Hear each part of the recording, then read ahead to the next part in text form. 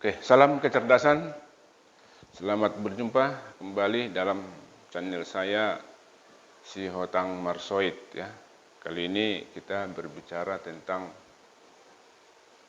asas-asas hukum pidana ya. Selamat menyaksikan. Baik. Nah, sekarang saya akan jelaskan pengertian asas-asas dalam hukum pidana. Baik. Pengertian asas ya. Asas adalah suatu alam pikiran yang dirumuskan secara luas dan mendalam, yang mendasari adanya suatu norma, ya norma apapun. Nah, kalau kita bicara asas hukum ya norma hukum ya. Jadi asas itu adalah suatu alam pikiran yang dirumuskan secara luas dan mendalam yang mendasari adanya norma hukum. Nah, itu kalau kita bicara hukum. Nah, sinonim daripada asas itu boleh kita katakan adalah validitas. Ya, validitas boleh, fondasi, ya, akar, keabsahan, kebenaran, dasar. Itulah sinonim daripada asas ya. Nah, jadi asas hukum pidana adalah bagian dari keseluruhan hukum ya, yang mengadakan dasar-dasar dan aturan untuk apa?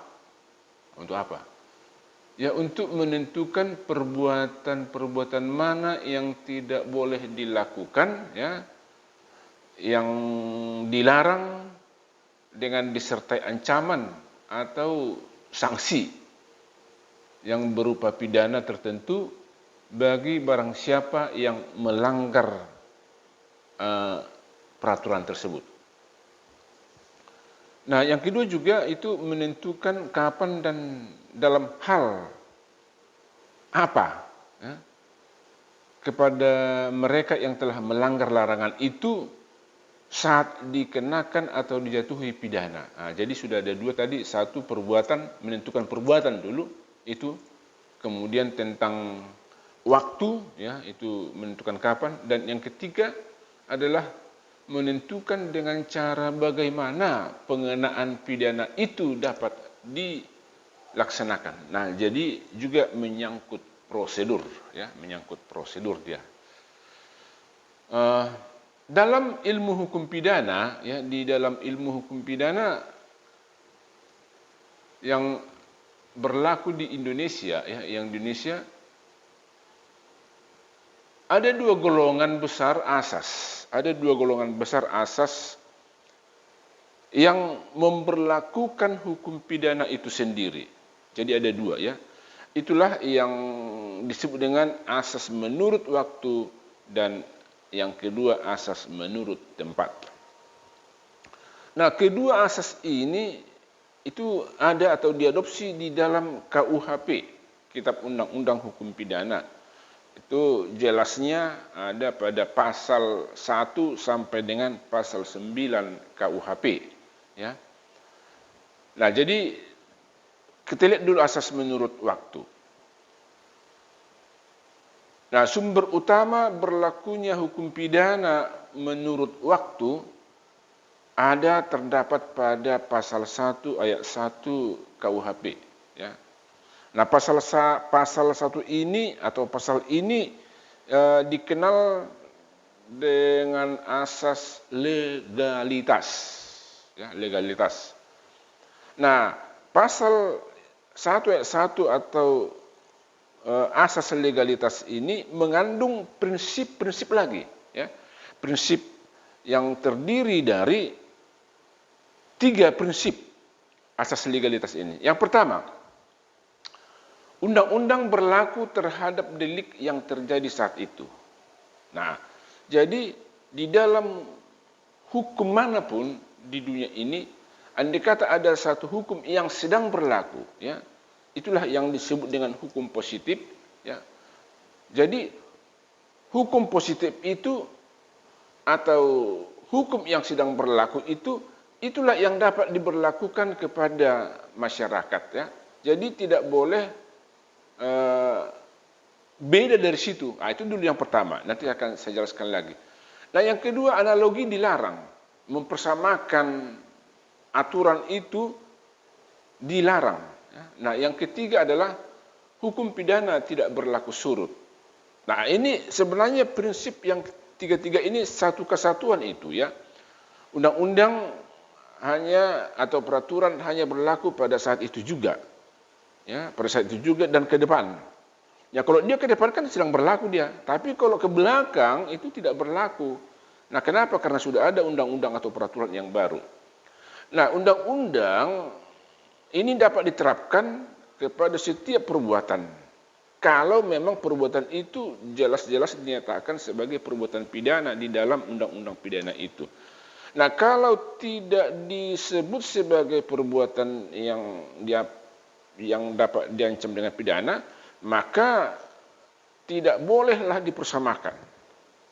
Ya, tidak boleh dipersamakan kalau perbuatan itu secara terang tidak dinyatakan di dalam sebagai perbuatan pidana. Itulah makanya dilarang analogi. Nah, yang ketiga itu tadi tidak berlaku surut. Nah, suatu undang-undang berlaku pada saat ini dan ke depannya, ya. Nah, jadi undang-undang yang baru tidak dapat diberlakukan berlaku mundur terhadap peraturan yang dilakukan sebelumnya, ya. Jadi ketiga prinsip inilah yang kemudian disebut dengan asas legalitas. Nah, asas legalitas itu di dalam hukum pidana Indonesia itu dimuat dalam pasal 1 ayat 1 Kitab Undang-Undang Hukum Pidana. Nah, di situ dikatakan begini, undang-undang berlaku terhadap delik yang terjadi saat itu. Yang selanjutnya disebut juga nullum delictum nulla puna sine praea lege punali. Ya.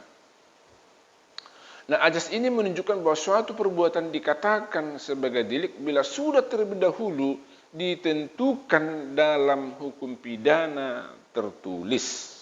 Ya. Nah, saya ulangi, delik dikatakan sebagai delik, dikatakan sebagai perbuatan pidana, dikatakan sebagai perbuatan yang dapat diancam dengan hukuman adalah bila delik itu sudah terlebih dahulu ditentukan dalam hukum pidana tertulis, ya. Makanya analogi dilarang, ya. Nah, yang kedua, analogi dilarang.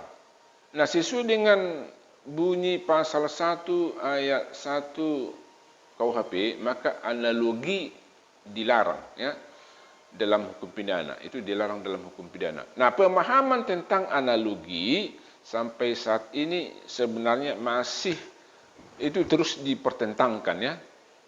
Nah, jadi dalam membicarakan analogi dapat juga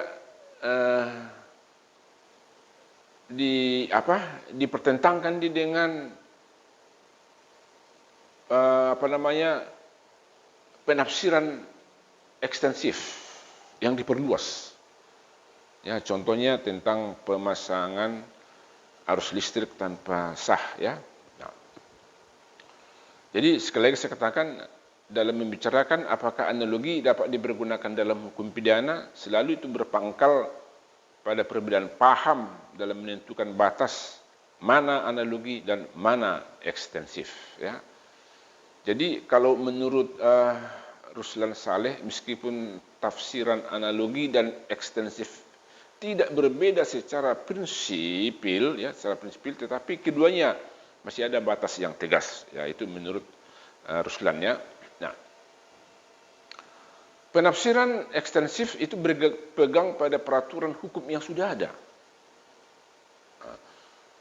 Hanya perkataan yang ada dalam aturan hukum tersebut ditafsirkan menurut pengertian masyarakat yang dianut dewasa ini. Nah, jadi ekstensif itu menurut Ruslan adalah sudah ada peraturan hukum yang mengatur, lalu, ya, itu ditafsirkan menurut konteks masyarakat itu. Jadi bisa saja berbeda-beda menurut ruang dan menurut waktu, ya.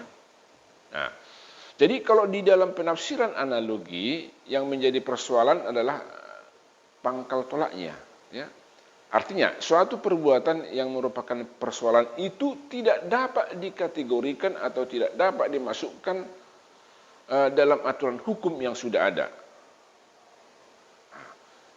Apabila peraturan yang dipersoalkan itu belum diatur secara tegas. Nah, jadi bedanya kita lihat. Kalau ekstensif sebenarnya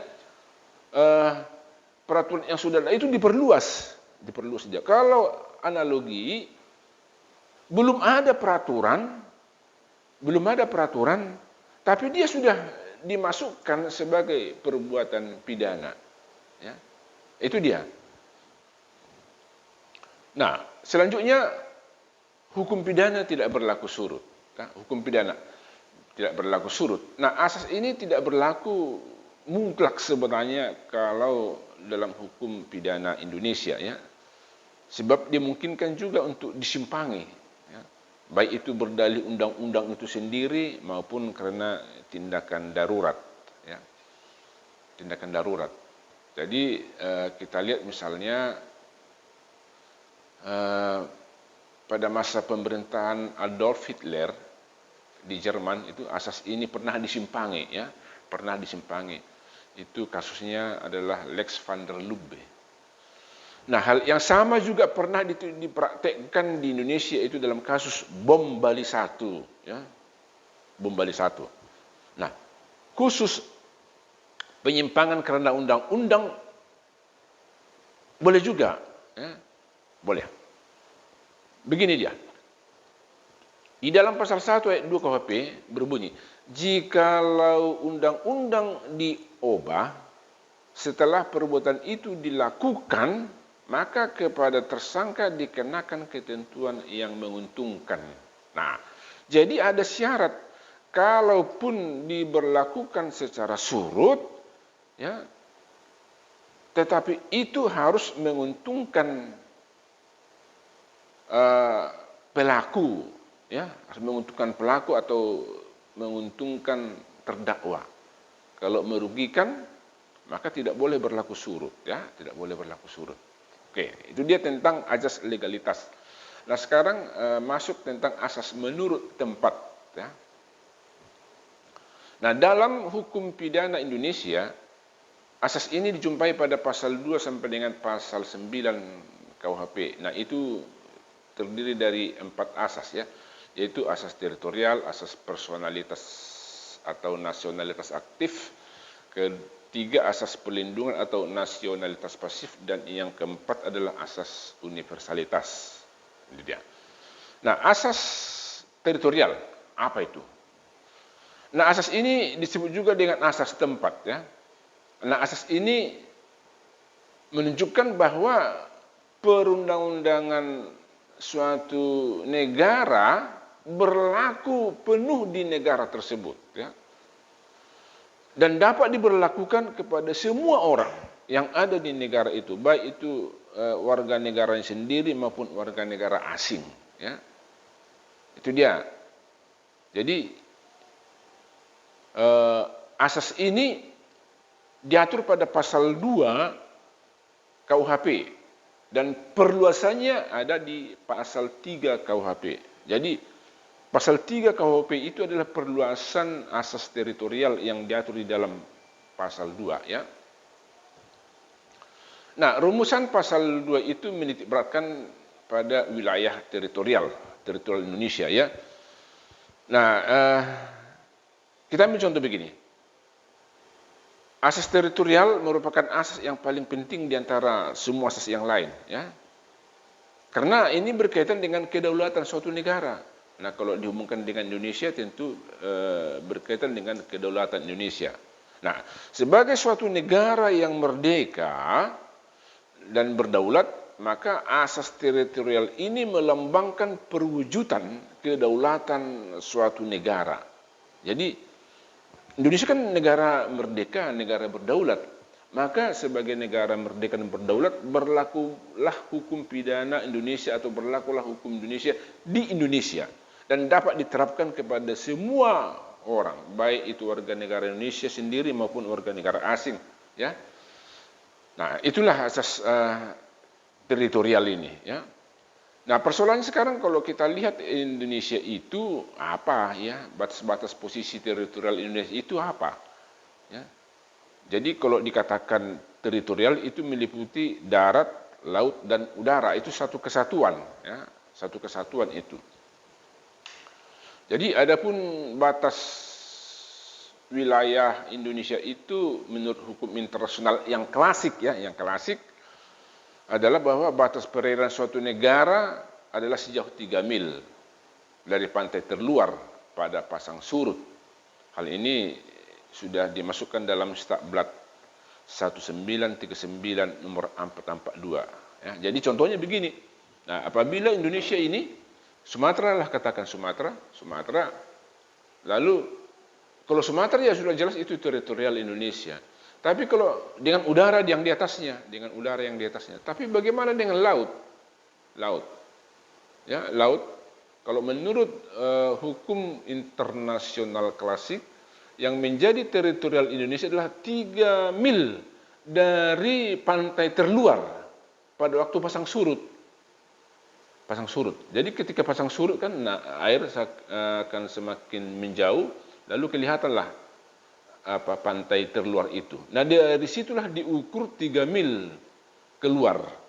Nah, itulah yang disebut dengan teritorial Indonesia. Jadi udara di atas air 3 mil pada waktu pasang surut diukur dari pantai terluar itu sudah teritorial Indonesia, udara, laut, dan darat, ya. Nah, itu kalau teritorial Indonesia. Nah, persoalannya sekarang apabila 3 mil, maka ada kemungkinannya Indonesia itu akan terancam, ya, terancam oleh kekuatan negara asing. Sebab bisa saja nanti di antara pulau-pulau di Indonesia ini ada lautan bebas, ya. Misalnya antara Kalimantan dengan Jawa, Kalimantan dengan Sulawesi, bisa saja nanti laut bebas. Nah, untuk mencegah itu, maka pemerintah Indonesia mengeluarkan Undang-Undang Nomor 4 Tahun 1960 yang menetapkan bahwa teritorial laut Indonesia menjadi 12 mil dari pantai terluar pada waktu pasang surut. Nah, jadi dari 3 mil tadi menjadi 12 mil. Nah, ini pun sebenarnya masih ada bahayanya, ya, masih ada bahaya. Nah, kemudian dalam perjalanan waktu, dirasakan perlu mengikat negara kesatuan Republik Indonesia ini ke dalam satu kesatuan yang kokoh. Nah, dengan prinsip itu maka dikeluarkanlah prinsip wawasan Nusantara, yang memandang teritorial Indonesia sebagai satu kesatuan yang tidak dapat dipisahkan. Nah, itu dia. Jadi dengan prinsip wawasan Nusantara, maka Indonesia mengenal perairan dalam dan perairan luar. Ya. Perairan dalam dan perairan luar. Perairan luar, maksudnya begini.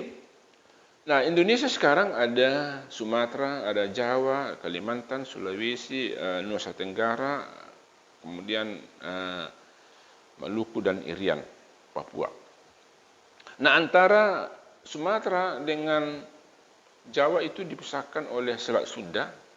Maka Selat Sunda itu adalah perairan dalam. Dia otomatis menjadi wilayah teritorial. Nah, kemudian Kalimantan dengan Jawa ada Laut Jawa. Nah, andai kata pun diukur dari pantai terluar Pulau Jawa ada 12 mil dan diukur dari Kalimantan pantai terluar 12 mil, mungkin masih ada celah. Ada celah. Tetapi dengan prinsip wawasan Nusantara, maka Laut Jawa itu semua adalah miliknya teritorial Indonesia. Nggak ada lagi celah di situ. Nggak ada lagi celah. Nah, demikianlah antara Nusa dan antara, ya, Nusantara ini antara satu pulau ke pulau lain dipisahkan oleh laut, tetapi laut itu adalah laut teritorial Indonesia, makanya itu disebut dengan perairan dalam. Nah, kalau keluar dia tetap masih berlaku ketentuan 12 mil dari pantai terluar pada waktu pasang surut. Itulah. Jadi wilayah Indonesia itu satu kesatuan, dia begini keluar 12 mil, tapi kalau ke dalam dia maka itu adalah satu kesatuan. Itulah teritorial Indonesia, ya. Kemudian pasal 3 itu perluasan. Nah, perluasan di dalam hukum pidana Indonesia ini, ya, pasal 3 itu memperluas pengertian teritorial. Nah, pengertian itu bisa mencakup pesawat terbang dan kapal laut.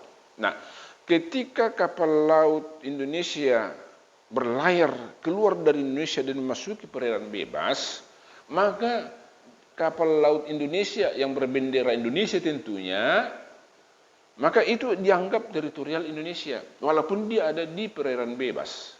Bahkan di wilayah teritorial negara lain pun, itu dianggap perluasan. Itu masih tetap berlaku hukum Indonesia. Jadi kalau ada di dalam kapal, hukum yang berlaku di satu kapal adalah apabila hukum yang bendera negara mana yang berkibar di situ. Itu dia. Nah, termasuk juga pesawat terbang. Ya.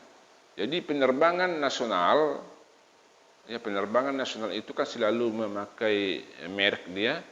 Nah, ketika pesawat terbang ini ada di udara bebas dengan laut bebas, tapi di pesawat terbang ini berlakulah hukum pidana Indonesia. Nah, demikian juga dengan hukum pidana negara lain kalau dia menyangkut hukumnya sendiri, ya. Jadi itulah perluasan.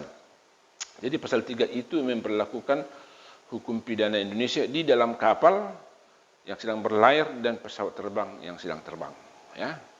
Baik. Kemudian itu tentang asas teritorial. Nah, yang asas berikutnya adalah asas personalitas atau nasionalitas aktif, ya. Nah, asas ini disebut juga dengan asas kebangsaan, personalitas, ya, atau nasionalitas aktif. Itu ada di dalam pasal 5 ayat 1 KUHP. Nah, jadi adapun maksud asas ini adalah ketentuan perundang-undangan pidana Indonesia berlaku bagi warga negara Indonesia yang melakukan kejahatan di luar Indonesia atau di luar negeri. Jadi kalau ada warga negara Indonesia sedang ada di Amerika Serikat, nah ternyata di Amerika Serikat dia melakukan kejahatan, maka berlakulah hukum pidana Indonesia ini kepada warga negara Indonesia yang melakukan kejahatan itu di Amerika. Ya, tentunya nanti kan ada bentrok dengan asas teritorial. Tapi kalau memang sudah duluan polisi Amerika menangkap dia, maka berlakulah hukum teritorial. Tetapi apabila warga negara Indonesia ini sebelum diketahui dia adalah pelakunya kembali ke Indonesia, lalu di polisi Amerika menyelidiki ternyata pelakunya adalah warga negara Indonesia itu, maka warga negara Indonesia yang melakukan kejahatan di Amerika Serikat tetapi sudah kembali ke Indonesia, maka polisi Indonesia, hukum pidana Indonesia boleh menghukumnya. Itu dia. Tetapi itu harus kejahatan, ya, bukan pelanggaran. Jadi dengan kata lain, setiap perbuatan yang diancam pidana sebagai kejahatan oleh hukum pidana Indonesia berlaku juga bagi warga negara Indonesia yang melakukan kejahatan di luar Indonesia, ya.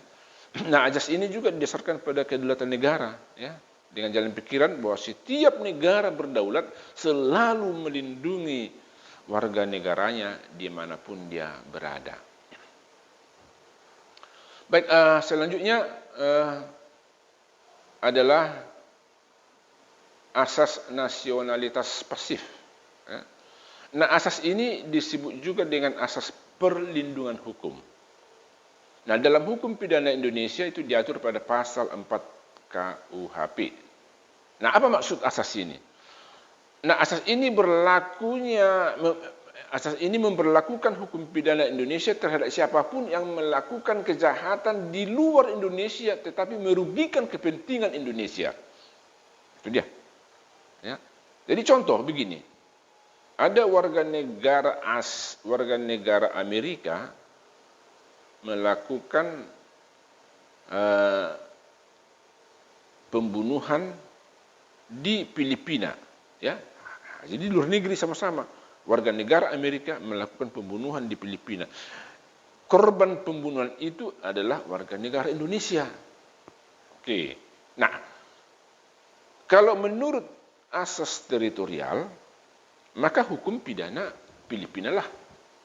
Kalau menurut asas personalitas, bolehlah hukum pidana Amerika. Tapi kalau menurut hukum asas nasionalitas, berlaku juga hukum pidana Indonesia kepada warga negara Amerika yang melakukan kejahatan terhadap warga negara Indonesia yang di Filipina tersebut. Nah, itulah asas nasionalitas pasif ini. Jadi, kata nasionalitas dalam konteks ini tidak ditujukan pada kedudukan warga negara, ya, warga negara pelaku, bukan, tetapi ditujukan kepada kepentingan hukum nasional suatu negara, dalam ini Indonesia. Nah, oke. Jadi yang menjadi dasar pemikiran asas ini adalah bahwa setiap negara berdaulat berwenang melindungi kepentingan hukumnya di luar negaranya, ya. Dia. Nah, kemudian asas universalitas. Nah, asas ini diatur pada pasal 4 ayat 2 dan ayat 4, ya, ayat 2 dan ayat 4. Nah, asas ini mengatur perbuatan-perbuatan yang termasuk kategori kepentingan global, ya. Global atau semua negara sebenarnya. Nah, oleh karena itu setiap hukum pidana suatu negara dapat diterapkan kepada pelaku kejahatan global, kejahatan-kejahatan kemanusiaan yang global. Ya. Nah, sebagai contoh begini, kejahatan terorisme, ya, kejahatan terhadap kemanusiaan dan genosida. Jadi ada terorisme, warga negara X misalnya melakukan pemboman, ya, di Inggris, warga negara lain, ya, yang lalu dia lari ke negara manapun. Nah, timbul pernyataan begini, kejahatan terjadi di Inggris, korban adalah warga negara Inggris misalnya semua, pelakunya warga negara X. Nah, apakah hanya Inggris yang punya kepentingan untuk menangkap si X? Tidak. Tapi semua negara yang memiliki asas universalitas di dalam hukum pidananya. Nah, Indonesia juga bisa menangkap si X kalau ada dia di Indonesia, lalu dihukum di Indonesia. Bisa jadi dihukum di Indonesia. Bisa, itu asas universalitas, tapi demi kepentingan yang lebih luas dan mendalam, barangkali bisa dia nanti diekstradisi ke Inggris, ya. Nah, itulah asas universalitas ini. Negara manapun yang menganut asas universalitas dalam hukum pidananya dapat menangkap dan mengadili setiap pelaku kejahatan global dan kejahatan kemanusiaan ini, ya, dan dapat dihukum di situ. Nah, jadi asas universalitas ini menyangkut itu narkotika, terorisme, kejahatan kemanusiaan seperti genosida, kemudian pemalsuan uang, ya, karena itu juga bisa mengganggu kondisi ekonomi. Baik, nah itulah sedikit tentang asas-asas hukum pidana kita, baik itu dalam artian pengertian secara ilmu maupun hukum pidana Indonesia. Terima kasih, salam kecerdasan.